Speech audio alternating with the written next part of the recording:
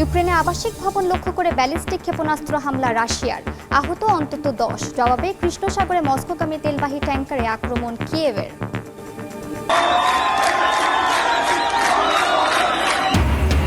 সরকার বিরোধী বিক্ষোভে উত্তাল ইরান। তেহরান সহ শতাধিক শহরে ছড়িয়েছে আন্দোলন। নিরাপত্তা বাহিনীর সঙ্গে সংঘাতে নিহত বেড়ে 45। খামেনির পদত্যাগ দাবি, বন্ধ ইন্টারনেট। ট্রাম্পের যুদ্ধ ক্ষমতা সীমিত করতে মার্কিন সিনেটে ভোটাভুটি। সমর্থন জানালেন কিছু রিপাবলিকান সিনেটরও। প্রস্তাব পাশ হলে সামরিক অভিযানে লাগবে কংগ্রেসের অনুমোদন। অভিবাসন কর্মকর্তার গুলিতে নারী নিহতের প্রতিবাদে উত্তাল যুক্তরাষ্ট্র। হোয়াইট হাউস অভিমুখে লং মার্চ। মিনেসোটার পর এবার পোর্টল্যান্ডে গুলিবিদ্ধ 2। যুদ্ধ বন্ধের আলোচনার মধ্যেও থেমে নেই রাশিয়া ইউক্রেনের পাল্টাপাল্টি হামলা। বৃহস্পতিবার ইউক্রেনের আবাসিক ভবন লক্ষ্য করে ব্যালিস্টিক ক্ষেপণাস্ত্র হামলা চালায় রাশিয়া। এতে অন্তত 10 জন আহত হন। জবাবে কৃষ্ণ সাগরে রুশ বন্দরগামী একটি তেলবাহী ট্যাঙ্কারে হামলা চালিয়েছে ইউক্রেন। এ অবস্থায় ইউক্রেন পুনর্গঠন ও অর্থনৈতিক উন্নয়ন নিয়ে যুক্তরাষ্ট্র ও ইউরোপীয় দেশের প্রতিনিধিদের সঙ্গে আলোচনায় উল্লেখযোগ্য অগ্রগতির দাবি জানিয়েছেন জেলেনস্কি। ইউক্রেনের দিনিপ্রপেট্রোভস্ক অঞ্চলের ক্রিভিরি শহরে আবাসিক ভবন লক্ষ্য করে 2টি স্কান্দার ব্যালিস্টিক ক্ষেপণাস্ত্র হামলা চালিয়েছে রাশিয়া। ইউক্রেনীয় সামরিক প্রশাসনের প্রধান জানান, এতে বেশ কয়েকজন আহত হন। হামলায় একাধিক আবাসিক ভবনের পাশাপাশি অন্যান্য অবকাঠামো ক্ষতিগ্রস্ত হয়েছে। রাশিয়ার রাতভর হামলার পর দিনিপ্রপেট্রোভস্ক অঞ্চলে 17 লাখের বেশি পরিবার পানি সংকটে পড়েছে বলে জানিয়েছেন ইউক্রেনের উপপ্রধানমন্ত্রী অলেক্সি কুলেবা। বলেন, অধিকাংশ এলাকায় পরিষেবা পুনরুদ্ধার করা হলেও এখনও প্রায় 20,000 পরিবার সংকটে রয়েছে। বিদ্যুৎহীন রয়েছে হাজার হাজার মানুষ। এদিকে কৃষ্ণসাগরে রাশিয়ার নভরোসিস্ক বন্দরগামী পালাও নিবন্ধিত তেলবাহী ট্যাঙ্কার এলবাসে হামলা চালিয়েছে ইউক্রেন। তুরস্কের কৃষ্ণসাগর উপকূলের বন্দর শহর ইনেবলুর কাছে আন্তর্জাতিক জলসীমায় চলাকালে ড্রোন হামলার শিকার হয় ট্যাঙ্কারটি। এতে জাহাজের উপরের অংশ ক্ষতিগ্রস্ত হলেও কেউ হতাহত হয়নি। এ বিষয়ে আনুষ্ঠানিকভাবে কোনো বিবৃতি দেয়নি রাশিয়া।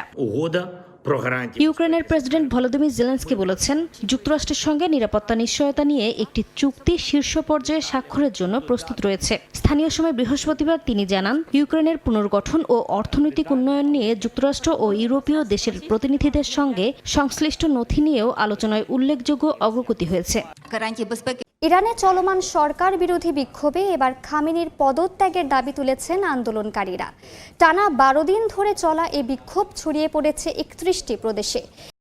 দেশটির মানবাধিকার সংস্থার রিপোর্ট বলছে, চলমান বিক্ষোভে 45 জনের প্রাণহানির খবর পাওয়া গেছে। আটক করা হয়েছে 2270 জনকে। দেশ জুড়ে বন্ধ করা হয়েছে ইন্টারনেট। বৃহস্পতিবারও রাজধানী তেহরান ও শতাধিক শহরে রাজপথে নামেন সাধারণ মানুষ। ব্রিটিশ গণমাধ্যম বিবিসির প্রকাশিত এক ভিডিওতে দেখা যায়, দেশটির দ্বিতীয় বৃহত্তম শহর মাশহাদে হাজার হাজার মানুষ শান্তিপূর্ণভাবে রাস্তায় নেমে সরকার বিরোধী নানা স্লোগান দিতে থাকেন। এ সময় সর্বোচ্চ ধর্মীয় নেতা আয়াতুল্লাহ আলী খামেনির পদত্যাগ দাবি করেন তারা। ভেনেজুয়েলার বিপুল পরিমাণ তেলের মজুতে নজর যুক্তরাষ্ট্রের। এর সঙ্গে সরাসরি জড়িয়ে আছে লাতিন আমেরিকার দেশগুলোর অর্থনৈতিক ও রাজনৈতিক ভবিষ্যৎ। তেলবাহী ট্যাঙ্কার জব্দের ঘটনায় মস্কোর সঙ্গে ওয়াশিংটনের উত্তেজনা বাড়ছে। একই সময়ে গ্রিনল্যান্ড দখলে নিতে ট্রাম্পের পরিকল্পনা অস্বস্তিতে ফেলেছে ইউরোপকে। বিশ্লেষকরা বলছেন, মার্কিন প্রেসিডেন্টের আগ্রাসী পদক্ষেপের জেরে বদলে যেতে পারে বৈশ্বিক রাজনীতি।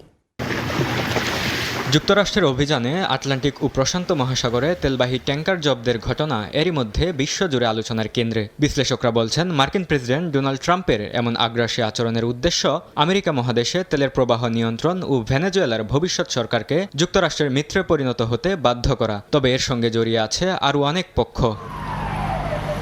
2টি তেল ট্যাঙ্কারের একটিকে নিজেদের বলে দাবি করে নিন্দা জানিয়েছে রাশিয়া। তবে এখনও দেশটির কাছে প্রাধান্য পাচ্ছে ইউক্রেন ইস্যু। যদিও তেল সরবরাহে ভাটা পড়লে যুদ্ধ চালিয়ে যেতে আর্থিক সংকটের মুখে পড়তে পারে মস্কো। ফলে বাড়তে পারে রাশিয়া যুক্তরাষ্ট্র উত্তেজনা। এদিকে ভেনেজুয়েলার সংকটের সরাসরি প্রভাব পড়ছে আমেরিকা মহাদেশের অন্য দেশগুলোতেও। মেক্সিকোকে কঠিন কূটনৈতিক ভারসাম্যের পরীক্ষা দিতে হচ্ছে। একদিকে ভেনেজুয়েলায় মার্কিন অভিযানের নিন্দা করছে, অন্যদিকে যুক্তরাষ্ট্রের সঙ্গে সহযোগিতা বজায় রাখার চেষ্টা করছে দেশটি। বিশ্লেষকরা বলছেন, লাতিন আমেরিকার ভবিষ্যৎ কি হতে যাচ্ছে তা নির্ভর করছে ভেনেজুয়েলায় যুক্তরাষ্ট্র কি পদক্ষেপ নিচ্ছে তার উপর। সবকিছু নির্ভর করছে ভেনেজুয়েলায় যুক্তরাষ্ট্র কি ধরনের পথ বেছে নেয় তার উপর। যদি ওয়াশিংটন শুধু অর্থনৈতিক স্বার্থে সীমাবদ্ধ যুদ্ধ না থেকে ভেনেজুয়েলার গণতান্ত্রিক উন্নয়ন ও জনগণের স্বার্থকে গুরুত্ব দেয়, তাহলে গোটা অঞ্চলের রাজনৈতিক গতিপথ বদলে যেতে পারে। নিকোলাস মাদুরোকে আটকের পরই ফের ট্রাম্পের গ্রিনল্যান্ড দখল পরিকল্পনা সামনে এসেছে। বিশ্লেষকরা বলছেন, গ্রিনল্যান্ড দখলের যে কোনো চেষ্টা পশ্চিমা সামরিক জোট ন্যাটোর সমাপ্তি ঘটাতে পারে। গ্রিনল্যান্ড ইস্যু নিয়ে তাই চরম অস্বস্তিতে পড়েছে ইউরোপ। যুক্তরাষ্ট্র যদি গ্রিনল্যান্ডে আক্রমণ চালায় তাহলে পুরো চিত্রই বদলে যাবে। ডেনমার্ক ন্যাটোর সদস্য আর গ্রিনল্যান্ড ডেনমার্কের অংশ। এতে ন্যাটোর ভেতরেই বড় ধরনের সংঘাত তৈরি হবে এবং পরিস্থিতি অত্যন্ত জটিল হয়ে উঠবে। নিজেদের সামরিক সক্ষমতা কিভাবে গড়ে তুলবে তা ইউরোপকে এখনই ঠিক করতে হবে এবং যুক্তরাষ্ট্রের উপর থেকে নির্ভরশীলতা কমাতে হবে। যুক্তরাষ্ট্রের এমন আগ্রাসী পদক্ষেপ বৈশ্বিক শক্তির সম্ভাব্য ভাগাভাগি তৈরি করতে পারে বলেও ধারণা করা হচ্ছে। বিশ্লেষকদের মতে, যুক্তরাষ্ট্র, রাশিয়া ও চীন যদি নিজেদের প্রভাব ক্ষেত্র নির্ধারণ করে নেয়, তাহলে এটি হবে বিশ্ব রাজনীতিতে মোড় ঘোরানো পদক্ষেপ। মার্কিন প্রেসিডেন্ট ডোনাল্ড ট্রাম্পের ক্ষমতা সীমিত করতে সিনেটে ভোটাভুটি হয়েছে। যে কোনো দেশের বিষয়ে সামরিক পদক্ষেপের আগে কংগ্রেসের অনুমোদন নিতে এই পদক্ষেপ নেওয়া হয়। প্রক্রিয়াগত ভোটে প্রস্তাবটি 52-47 ফলে এগিয়ে যায়, যেখানে কিছু রিপাবলিকান ও ডেমোক্রেটদের সঙ্গে একমত হন। তবে ভোটে রিপাবলিকানদের সমর্থন দেয় ক্ষোভ প্রকাশ করে তাদের কড়া সমালোচনা করেছেন ট্রাম্প।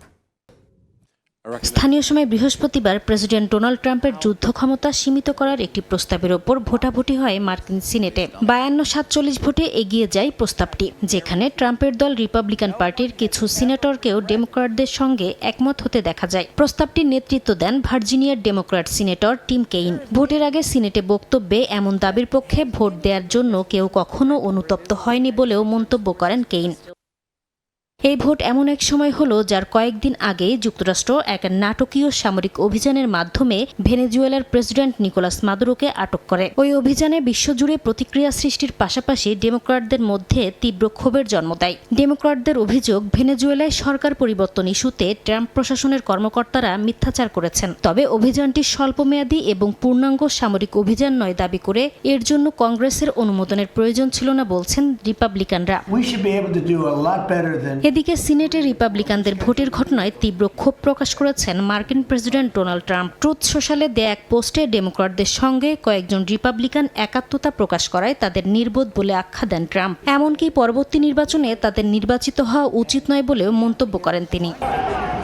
প্রস্তাবটি এখন সিনেটের পূর্ণ ভোট এবং পরে হাউস অব রিপ্রেজেন্টেটিভসের অনুমোদনের জন্য যাবে। এক্ষেত্রে ট্রাম্প চাইলে ভেটো দিতে পারেন, তবে উভয় চেম্বারে 2/3 ভোট পেলে সেটাও অতিক্রম করা সম্ভব। বিশেষজ্ঞরা বলছেন এটি একটি প্রতীকী পদক্ষেপ, যা প্রেসিডেন্টের একপক্ষীয় সামরিক সিদ্ধান্তকে সীমিত করার প্রচেষ্টা হিসেবে দেখা হচ্ছে। ভেনেজুয়েলায় মার্কিন অভিযানের প্রভাব অন্য কোনো দেশে পড়বে না, এমনকি বিশ্ব তেলের বাজারেও অস্থিরতা তৈরির আশঙ্কাও খুব কম।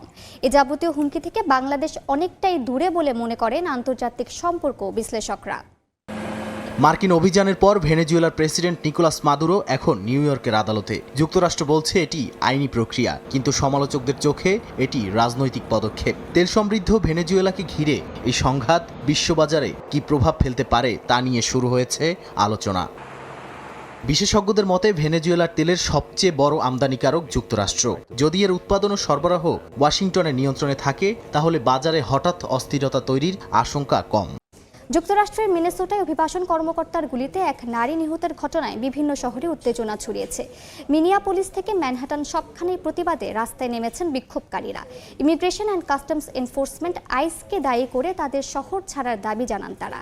এমন পরিস্থিতিতেও সংস্থাটির পাশে থাকার ঘোষণা দিয়েছেন মার্কিন ভাইস প্রেসিডেন্ট জেডি ভ্যান্স। চলমান উত্তেজনার মধ্যেই পোর্টল্যান্ডে ফেডারেল এজেন্টের গুলিতে 2 জন আহত হয়েছেন। যুক্তরাষ্ট্রের মিনেসোটা অঙ্গরাজ্যে immigration and customs enforcement ICE এর এক কর্মকর্তার গুলিতে মার্কিন নারী রেনি নিকোল গুড নিহতের প্রতিবাদে আইসিই বিরোধী বিক্ষোভে উত্তাল বিভিন্ন শহর। স্থানীয় সময় বৃহস্পতিবার সকালে মিনিয়াপোলিসে অভিবাসন আদালতের সামনে জড়ো হন শত শত বিক্ষোভকারী। ফেডারেল কর্মকর্তাদের লক্ষ্য করে খুনি স্লোগান দিতেও দেখা যায় বিক্ষুব্ধদের। এ সময় বিক্ষোভকারীদের ছত্রভঙ্গ করতে টিয়ার গ্যাস ও পেপার বল ব্যবহার করা হলে পরিস্থিতি উত্তপ্ত হয়ে ওঠে। মার্কিন ওই নারী নিহতের ঘটনায় নিউ ইয়র্ক সিটির ম্যানহাটনেও বিক্ষোভ করেন শত শত মানুষ।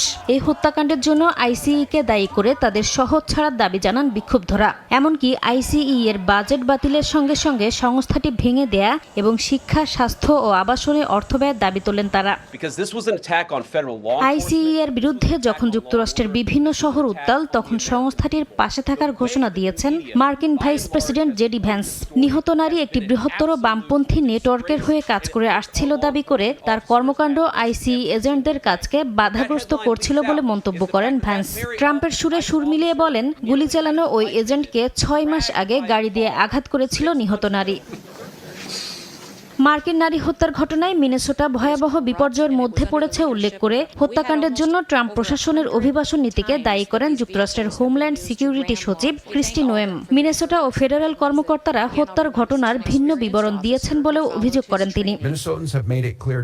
এদিকে হত্যাকাণ্ডের তদন্তে অঙ্গরাজ্যের অপরাধ তদন্ত বিভাগকে অবশ্যই যুক্ত থাকতে হবে বলে জানিয়েছেন Democrat governor team Waltz. President থেকে শুরু করে ভাইস প্রেসিডেন্ট ও ক্রিস্টি নোয়েম সহ ক্ষমতার শীর্ষে থাকা ব্যক্তিরা যাচাই বাছাই ছাড়াই মিথ্যা মন্তব্য করেছেন উল্লেখ করে ক্ষোভ প্রকাশ করেন তিনি। এর আগে স্থানীয় সময় বুধবার যুক্তরাষ্ট্রের মিনেসোটা অঙ্গরাজ্যের মিনিয়াপলিসে immigration and customs enforcement ICE এর এক কর্মকর্তার গুলিতে 37 বছর বয়সী রেনি নিকোল গুড নামের এক নারী নিহত হন। এই ঘটনায় আত্মরক্ষায় গুলি ছোড়া হয় বলেও দাবি করেছিল হোয়াইট হাউস।